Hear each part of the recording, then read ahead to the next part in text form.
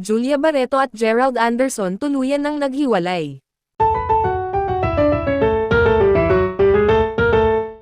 Sa isang gabi ng tahimik na pagtatapos na tila ba inaasahan na ng maraming ngunit ayaw pa ring aminin ng mga pusong patuloy na umaasa, tuluyan na ngang bumitaw sina Julia Barreto at Gerald Anderson sa isa't isa, isang hakbang na para sa kanila ay pinakamabigat ngunit pinakatama na lamang gawin sa harap ng mga sugat na hindi na kayang hilumin ng mga salitang, ayos pa tayo, at, lalaban pa tayo, sapagkat sa kabila ng mga taon nilang pinilit buuin ang isang pagmamahalang ilang ulit na tinangkang giveaway ng mga mapanuring mata, intriga, at mga pangalang palihim na idinadawat, dumating na rin ang puntong hindi na sapat ang mga hawak kamay sa harap ng kamera at matatamis na litrato sa Instagram para takpan ang katotohanang unti-unti na silang naging dalawang estrangherong magkasama nga sa isang silid ngunit magkabilang mundo na ang iniikutan, at sa mismong araw na iyon, habang magkasalubong ang kanilang mga mata sa loob ng isang pribadong lugar kung saan sila dati nagtatago para takasan ang ingay ng mundo, ramdam na ramdam ang bigat ng mga salitang hindi mabot-iwan agad dahil alam nilang sa oras na banggitin ito ay tuluyan na nilang ililibing ang lahat ng alaala,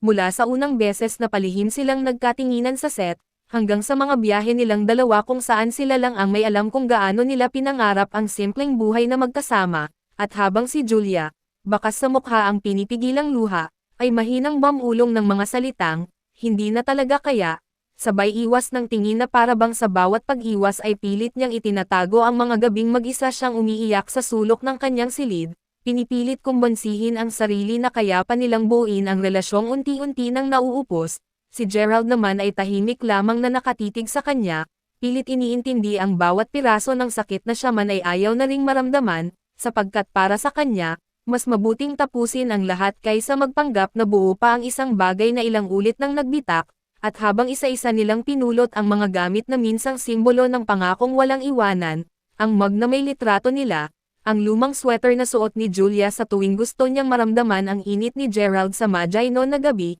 at ang mga Polaroid na nagpapakita ng mga ngiti nilang ngayon ay tila ba alaalang pinaglipasan na ng panahon, sabay ding bumagsak ang mga luhang pilit itinatago ng dalawa habang dahan-dahan nilang nilalagay ang mga iyon sa kahon na parang kabaong ng mga alaala, at sa bawat segundong lumilipas, ramdam ng mga nakasaksi ang bigat ng katahimikan na para bang pumapagit na sa kanila ang lahat ng hindi na nasabi, lahat ng hindi na napag-usapan, at lahat ng pangakong naputol na lamang sa ere na para bang kasabay ng pagbitaw nila sa kahon ay binibitawan na rin nila ang huling piraso ng kanilang pagmamahal, sapagkat para kay Julia, masakit man ang tanggapin, kailangan na niyang piliin ang sarili bago siya tuluyang maubos, at para kay Gerald, kailangan na niyang palayain ang isa't isa bago pa sila tuluyang magkapaitang tunay, kaya't sa huling saglit, bago nila tuluyang isara ang pintuan ng kwarto kung saan sila huling magkasama, sabay nilang binigkas ang mahinang, salamat, at, patawad, mga salitang sapat na para tapusin ang lahat ng tanong,